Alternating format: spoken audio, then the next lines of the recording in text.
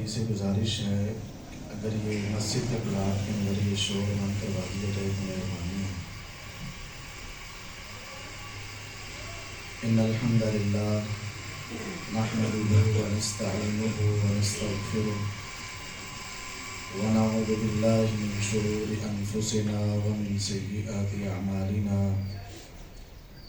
من يهده الله فلا مضل له ومن يضلل فلا هادي له أشهد أن لا إله إلا الله وحده لا شريك له وأشهد أن محمدا عبده ورسوله صلى الله عليه وسلم أما بعد فإن خير الحديث كتاب الله وخير الهدي هدي محمد صلى الله عليه وسلم وشر الأمور محدثاتها وكل محدثة بدعة وكل بدعة ضلالة وكل ضلالة في النار اللهم صل على محمد وعلى آل محمد كما صليت على إبراهيم وعلى آل إبراهيم إنك حميد مجيد اللهم بارك على محمد وعلى آل محمد كما باركت على إبراهيم وعلى آل إبراهيم إنك حميد مجيد أعوذ بالله السميع العليم من الشيطان الرجيم بسم الله الرحمن الرحيم يا أيها الناس اتقوا ربكم الذي خلقكم من نفس واحدة وخلق منها زوجها وبث منهما رجالا كثيرا ونساء واتقوا الله الذي تساءلون به والأرحام إن الله كان عليكم رقيبا يا أيها الذين آمنوا اتقوا الله حق تقاته ولا تموتن إلا وأنتم مسلمون يا أيها الذين آمنوا اتقوا الله وقولوا قولا سديدا يصلح لكم أعمالكم ويغفر لكم ذنوبكم ومن يطع الله ورسوله فقد فاز فوزا عظيما۔ ہر قسم کی حمد و ثناء، تعریفات، تکبیرات، تسبیحات، تمجیدات اللہ مالک الملک ذوالجلال والاکرام کی ذات بابرکت کے لیے، جو پوری کائنات کا خالق و مالک، مشکل کشا، حاجت روا، داتا اور غوث اعظم ہے۔ درود و سلام آقا دو جہاں پیغمبر مجتبیٰ، مقتدی و پیشوا امت مسلمہ کے رہنما، جن کا نام نامی اسم گرامی جناب محمد الرسول اللہ صلی اللہ علیہ وسلم ہے۔ سامعین محترم، ماہ رمضان کی آمد ہے اور ہر مسلمان اس مہمان کے انتظار میں، خوشی میں ہے۔ نبی کائنات علیہ السلام بھی ماہ رمضان کی آمد کے وقت صحابہ کرام رضوان اللہ علیہم اجمعین کو جمع کرتے اور ان سے خطاب فرماتے۔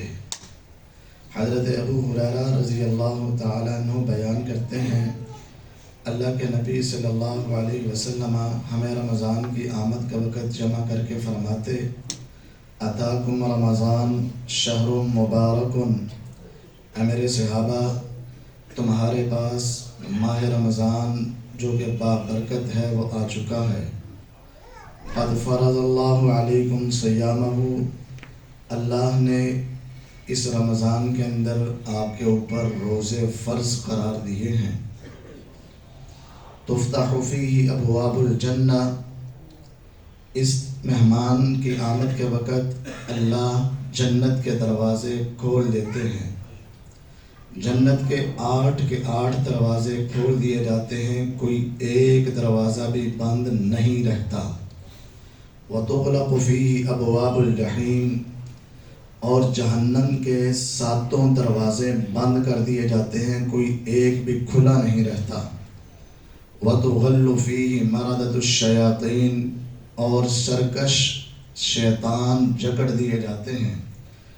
للہ فیہ لیلۃ خیر من الف شہر، اس مہینے کے اندر ایک رات لیلۃ القدر کی بھی ہے جو 1000 مہینے کی عبادت سے افضل ہے۔ من حرم فقد حرم کلہ، جو اس رات کی عبادت سے محروم ہو گیا گویا کہ وہ تمام بھلائیوں سے ہی محروم ہو گیا۔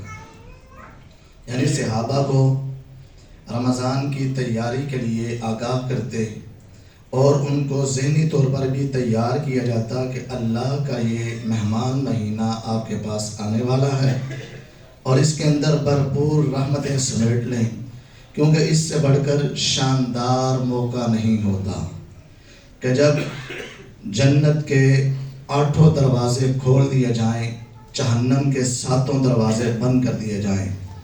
روایت میں آتا ہے تفتح فیہ ابواب السماء، آسمانوں کے دروازے کھول دیے جاتے ہیں۔ ابواب الرحمہ، اللہ کی رحمت کے دروازے کھول دیے جاتے ہیں۔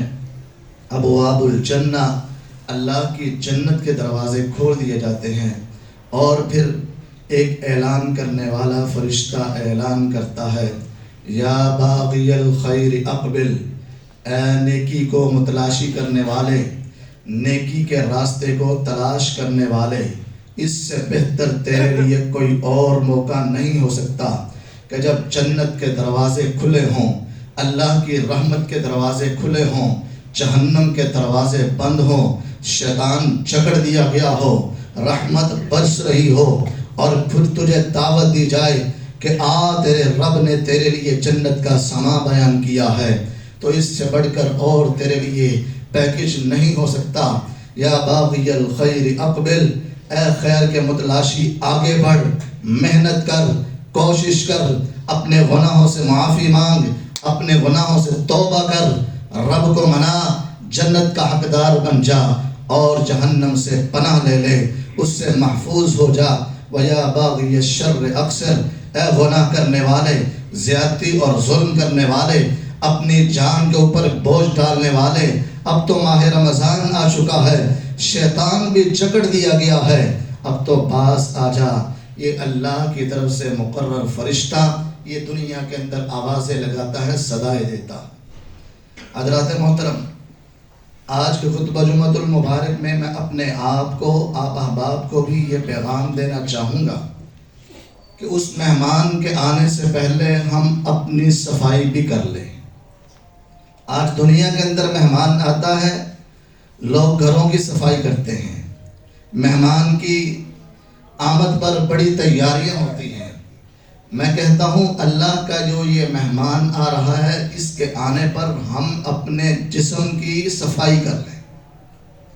نبی کائنات علیہ السلام نے فرمایا، الا وان فی الجسد مضغہ، خبردار لوگوں، جسم کے اندر ایک ٹکڑا ایسا ہے، اذا صلحت صلح سائر الجسد، اگر وہ صحیح ہو گیا تو سارے کا سارا جسم صحیح سالم رہتا ہے۔ وَإِذَا فَسَدَتْ فَسَدَ الْجَسَدُ كُلُّهُ، اگر اس ٹکڑے کے اندر بگاڑ آ گیا تو اس کی وجہ سے سارا جسم فساد والا ہو جاتا ہے، خراب ہو جاتا ہے۔ الا وہی القلب، اور جسم کے اندر وہ ٹکڑا، وہ انسان کے سینے میں دل ہے۔ اگر دل پاکیزہ ہے تو سارا جسم پاکیزہ ہے، اگر دل پاک نہیں ہے تو سارا جسم ناپاک ہو جاتا ہے۔ میں اپنے آپ کو، اپنے بھائیوں کو یہ دعوت فکر دینا چاہوں گا، میرے بھائیوں، ماہ رمضان آ رہا ہے، انشاءاللہ ہم نے محنتیں کرنی ہیں، کوششیں کرنی ہیں، روزے رکھنے ہیں، قیام اللیل کرنا ہے، تراویح پڑھنی ہے، صدقات و خیرات کرنے ہیں، قرآن کی تلاوتیں ہونی ہیں، لیکن لمحہ فکریہ یہ ہے، میرے نبی نے فرمایا ہے کہ ہر انسان کا نامہ اعمال ہر سوموار اور جمعرات کو اللہ کی بارگاہ میں پیش کیا جاتا ہے، اور جو انسان اپنے دل کا پاک ہے، کسی کے ساتھ حسد، بغض، نفرت، عداوت، دشمنی، بائیکاٹ نہیں ہے، اس کا نامہ اعمال قابل قبول کیا جاتا ہے۔ اور اگر ایک طرف وہ شخص ہو نمازیں پڑھی ہیں، روزے رکھے ہیں، زکاتیں دی ہیں، صدقات و خیرات کیے ہیں، قیام اللیل کیا ہے، اس نے سارا کچھ کیا ہے، لیکن اس کے باوجود لڑائی ہے، جھگڑا ہے، فساد ہے، دل پاک نہیں ہے، نفرتیں ہیں، حسد ہے، بغض ہے، عداوتیں ہیں، دشمنیاں ہیں، یہ دل کے اندر پالے بیٹھا ہے. تو جب اللہ کی عدالت میں اس کا نامہ اعمال پیش کیا جاتا ہے، اللہ کو بتایا جاتا ہے کہ یا اللہ یہ آپ کا یہ بندہ ہے، اس کا دل پاک نہیں ہے، اللہ کہتے ہیں لے جاؤ بینہ و بین اخیہ شحناء، اس کے درمیان اور اس کے بھائی کے درمیان آپس میں عداوت ہے، انظروا ھذین حتی یصطلحا، اس کے اعمال لے جاؤ، مجھے نہ اس کی نمازوں کی ضرورت ہے، نہ اس کی زکوٰۃ کی ضرورت ہے، نہ اس کے حج عمرے کی ضرورت ہے، نہ قیام اللیل کی ضرورت ہے، نہ تلاوت قرآن پاک کی ضرورت ہے، لے جاؤ انظروا حتی یصطلحا، اس کو مہلت دے دو جب تک یہ اپنے بھائی سے صلح نہیں کرتا، اس وقت تک میرے ہاں اس کا نامہ اعمال قابل قبول ہی نہیں. آج میرے لیے آپ کے لیے لمحہ فکریہ، کیا ہماری لڑائیاں تو نہیں ہیں، جھگڑے تو نہیں ہیں، فساد تو نہیں ہے، ہمارے دل پاک ہے، ہر مسلمان کے بارے میں ہمارا دل صاف ہے؟ اگر صاف ہے تو مبارکباد ہے، اگر نہیں ہے تو دعوت فکر دینا چاہتا ہوں. بھائیو، اگر اپنی زندگی میں یہ بہترین موقع آپ استعمال کرنا چاہتے ہیں تو اپنے دلوں کو پاک کر لیں، پھر آپ کی عبادتیں بھی قبول ہوں گی، ریاستیں بھی قبول ہوں گی.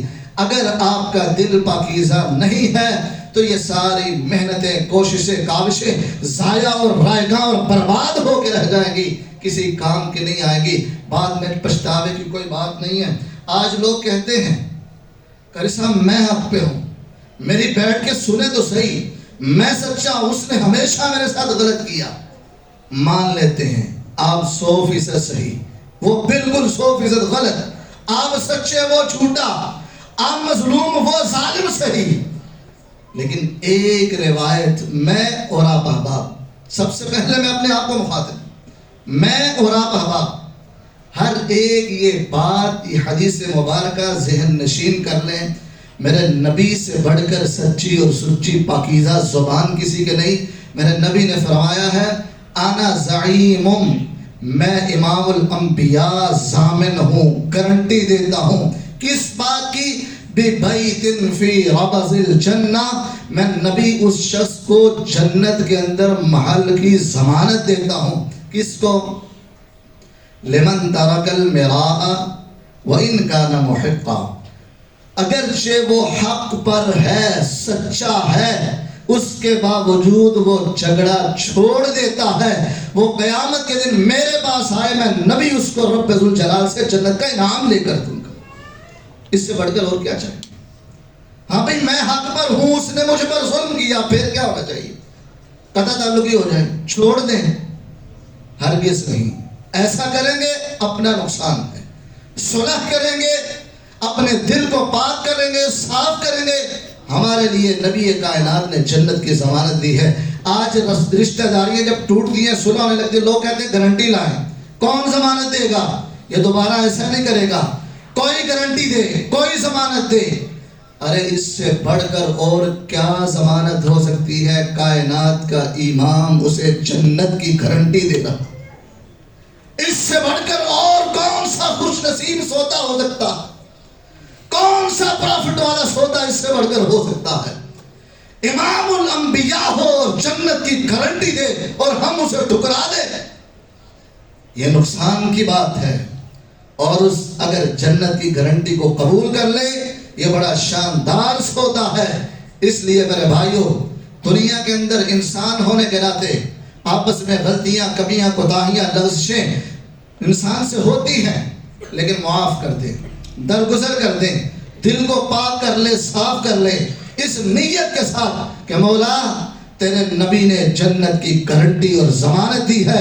میں اس نیت کے ساتھ اپنا دل صاف اور پاک کر رہا ہوں کہ کل قیامت کے دن انشاءاللہ میں نے بھی جنت کے اندر محل لینا ہے. لہٰذا آج سارا غصہ، غیظ و غضب، میں اپنا سارا کینہ، حسد، بغض یہ نکال کے باہر پھینکتا ہوں، دل کو صاف کرتا ہوں. اللہ اس کے بدلے مجھے جنت عطا فرما دے. یہ ہمیں اپنے دلوں کی صفائی کرنا ہوگی. تیسری بات، ہر شخص روزہ رکھے۔ اللہ کے نبی صلی اللہ علیہ وسلم فرماتے ہیں کہ اللہ نے یہ آپ پر روزہ فرض کیا ہے، اور جو شخص رکھے گا اللہ نے بڑے انعام رکھے ہیں۔ من صام رمضان ایمانا واحتسابا غفر له ما تقدم من ذنبه، جو شخص ایمان کی حالت میں خالصتاً اللہ کی رضا کے لیے، دکھلاوا ریاکاری یہ مقصود نہ ہو، اللہ کی رضا کے لیے ثواب کی نیت سے روزہ رکھے گا، اللہ رب العالمین اس کے گزشتہ سارے گناہوں کو معاف فرما دیتے ہیں۔ اور روزہ دار کی بدبو بھی اللہ کو کستوری کی خوشبو سے کہیں زیادہ محبوب ہے۔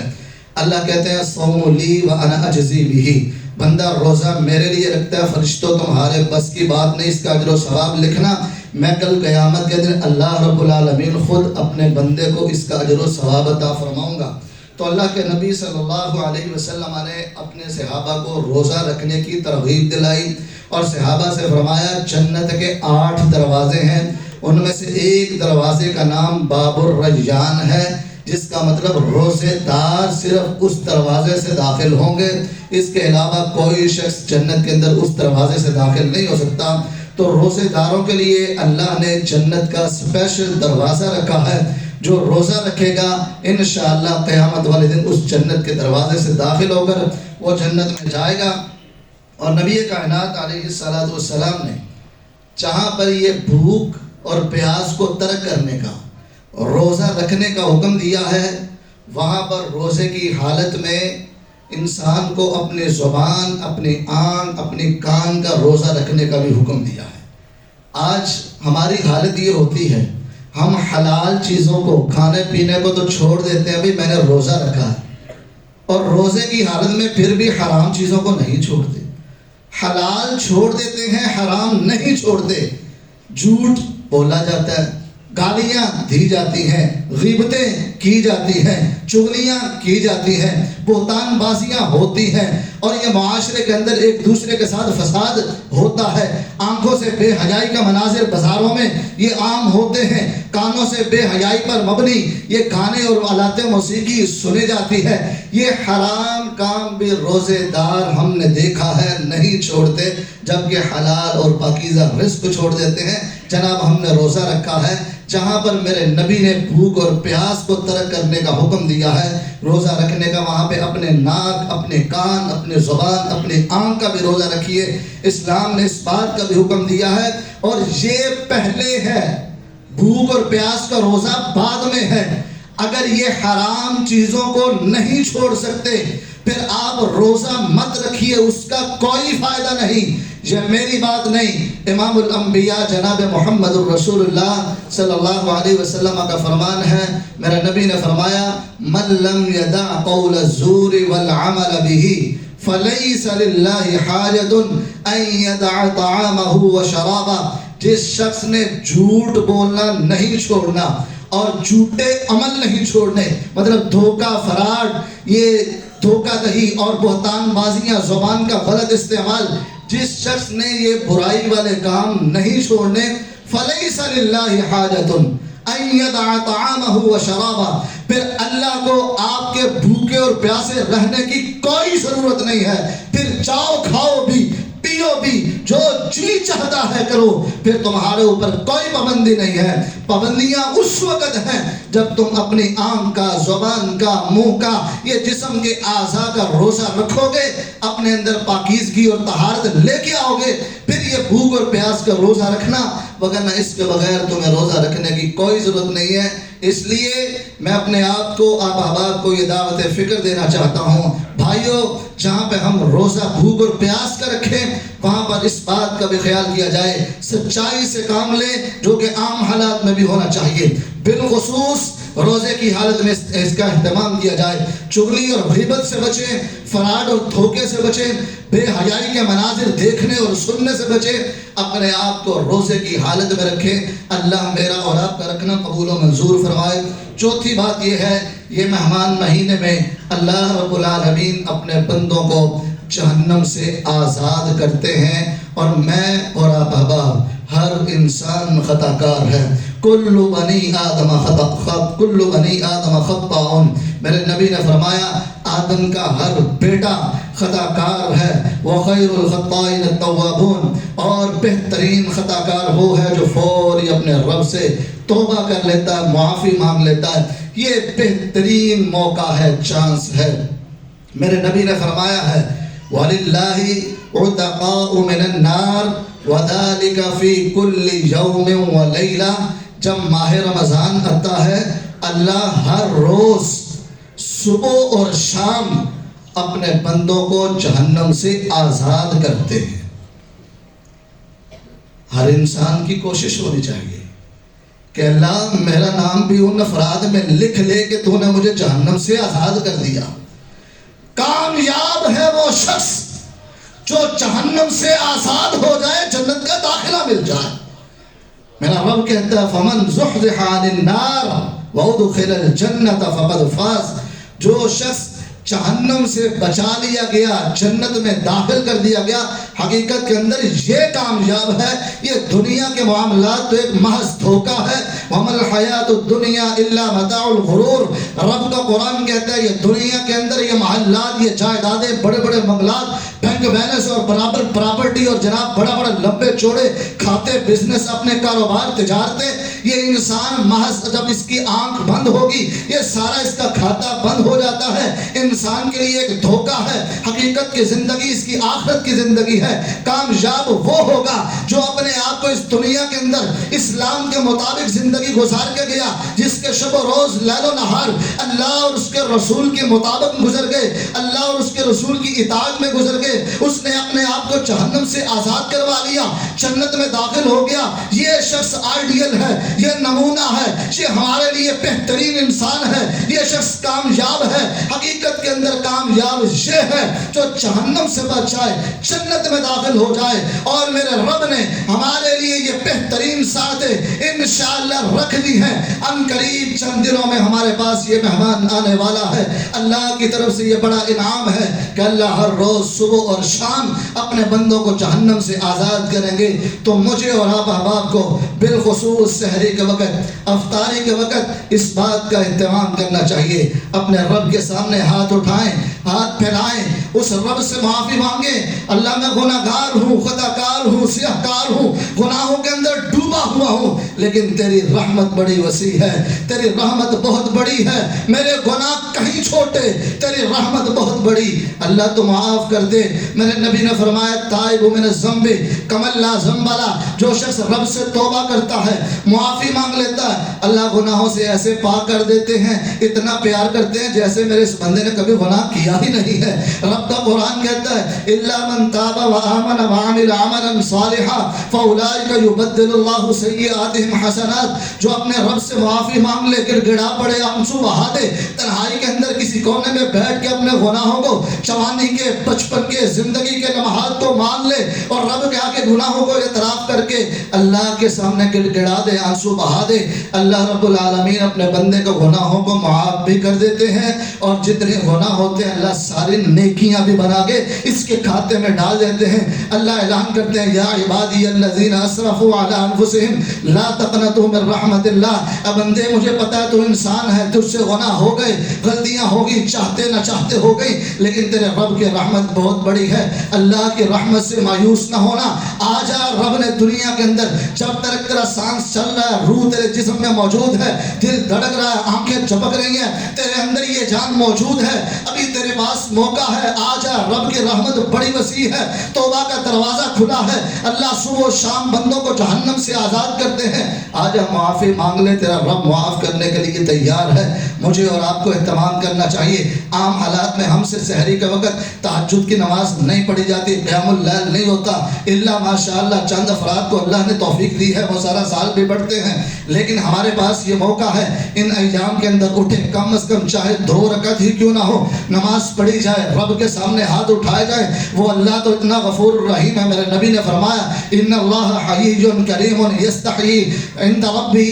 وہ اللہ رب العالمین اتنا کریم ہے، وہ اللہ اتنا رحم کرنے والا ہے.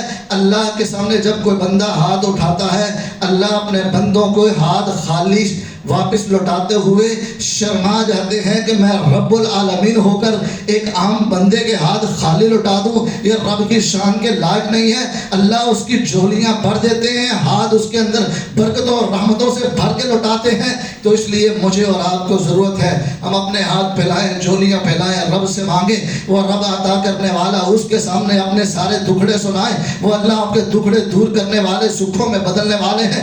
میرے اور آپ کے لیے یہ موقع ہے کہ ہم سحری کے وقت، افطاری کے وقت اپنے رب کے سامنے حاضری لگوائیں۔ لیکن المیہ یہ ہے، افطاری کا موقع ہے، لوگوں کو کھانے اور پینے کی پڑی ہے، لاؤ بھی شربت لاؤ، لاؤ بھی جوس لاؤ، یہ آگے کرو، ادھر ایسے کر دو، وہ رکھ دو، یہ سارے اہتمام پہلے کر لینا چاہیے۔ نہیں تو یہ رمضان کھانے پینے کے لیے نہیں ہے۔ افطاری یہ انسان کے اپنے پیٹ خوب بھر لینے اور کھانے کا نام نہیں ہے۔ یہاں پر انسان کے لیے یہ موقع ہے، انسان اپنے زبان سے کلمات ادا کرتا چلا جاتا ہے، اللہ قبول کرتے چلے جاتے ہیں۔ اس موقع سے فائدہ اٹھائیں، نماز ادا کریں، بعد میں جتنا مرضی کھائیں، لیکن اس موقع کو ضائع مت کریں۔ میں اپنے آپ کو، آپ احباب کو بار بار یہ تاکید کرنا چاہتا ہوں، شاندار یہ وقت ہوتا ہے، اس کو غنیمت جانیے۔ سحری کے وقت، افطاری کے وقت اللہ اپنے بندوں کو روزانہ جہنم سے آزاد کرتے ہیں۔ خوش نصیب وہ ہوگا جو ان لمحات سے بھرپور فائدہ اٹھا کے اپنے آپ کو جہنم سے آزاد کروا کے جنت کے ٹکٹ حاصل کر لے، وہ انسان کامیاب ہو جائے گا۔ اور آخر میں ایک بات کہنا چاہتا ہوں کہ جو لوگ پھر بھی روزہ نہیں رکھتے، ان کے لیے المیہ ہے، دیکھنے کو آتا ہے اچھا بھلا نوجوان ہٹا کٹا بہترین اللہ نے جوانی دی ہے، پھر بھی روزے نہیں رکھتا، اس کو اپنی زندگی کی پرواہ نہیں ہے، اپنی آخرت کی زندگی کی پرواہ نہیں ہے۔ اچھے بھلے لوگ ہوتے ہیں، وہ دنیا کے اندر انسان کے کھانے کے پینے کے بہانے بناتے ہیں، جی کیا کریں، کام کرنا ہے، محنت کرنی، مزدوری کرنی، بچوں کا پیٹ پالنا ہے، ہم کیسے زندگی گزاریں؟ ارے یہ تیرے بہانے دنیا کے بہانے ہیں، قیامت کے دن اللہ کی عدالت میں یہ بہانے نہیں چلیں گے۔ ایک بات کر کے بات کو آگے بڑھاتا ہوں، نبی کائنات علیہ السلام نے فرمایا میرے خواب میں آیا، اور انبیاء کا خواب وہی ہوتا ہے۔ آقا فرماتے ہیں خواب کے اندر دو افراد آئے جو حقیقت کے اندر فرشتے تھے، مجھے آ کر بازوؤں سے پکڑا، اٹھایا، میں اٹھا، مجھے کہا ایک دشوار پہاڑی پر چڑھیے گا، میں نے کہا مجھ سے نہیں چڑھا جائے گا، انہوں نے کہا ہم آپ کو سہارا دیتے ہیں۔ فرشتوں نے مجھے پکڑا، مجھے سہارا دیا، پہاڑی کے اوپر چڑھایا، جب اس کی چوٹی پر پہنچا، چیخو پکار کی آواز سنی، میں نے پوچھا یہ کون لوگ ہیں؟ کہا آقا یہ جہنمی لوگوں کی چیخو پکار ہے۔ مجھے پھر آگے لے جایا گیا، میں نے دیکھا جہنم کے اندر کچھ لوگ الٹے لٹکائے ہوئے، چہرے نیچے کو، ٹانگیں اوپر کو۔ اگر آپ نے آسان لفظوں میں سمجھنا ہو، جس طرح آج ہم دیکھتے ہیں بکرے کسائیوں لٹکائے ہوتے ہیں، ان کی جو حالت ہوتی ہے وہ انسانوں کی جہنم کے اندر اللہ نے الٹے لٹکائے ہوئے۔ میں نے پوچھا یہ کون ہے؟ آقا یہ آپ کی امت کے وہ لوگ ہوں گے جو ماہ رمضان میں بھی روزے نہیں رکھتے تھے، کھایا پیا کرتے تھے، آج اللہ نے ان کو الٹے لٹکا کے ان کی باچوں کو یہاں سے چیر دیا ہے، خون بہ رہا ہے، اور یہ دردناک منظر ان نوجوانوں کا ہے، ان لوگوں کا ہے، ان افراد کا ہے جو دنیا کے اندر بہانے بناتے تھی، جی کیا کریں پھر بچوں کے لیے، عید کے لیے پیسے بھی تو کمانے ہیں نا، محنت کرنی ہے، مزدوری کرنی ہے، نہیں رکھا جاتا روزہ، کیا کریں؟ یہ دنیا کے بناوٹی بہانے بنا کر یہ یہاں پر ایسی باتیں کر کے روزے چھوڑ دیتے ہیں، اور اللہ کی عدالت میں پیش ہونا ان لوگوں کو بھول جاتا ہے۔ میں دعوت فکر دینا چاہوں گا ہر بھائی کو، جو ایسا عمل کرتا ہے اس کو چاہیے باز آ جائے، خبردار یہ سنگین جرم ہے، روزہ مت چھوڑیے، اس کو ضرور رکھیں، بھرپور فائدہ اٹھائیں، اللہ کی نعمتوں کو، رحمتوں کو، برکتوں کو سمیٹیں۔ اللہ کہنے والے سننے والے سب کو عمل کی توفیق عطا فرمائے۔ آخر دعوانا الحمدللہ رب العالمین۔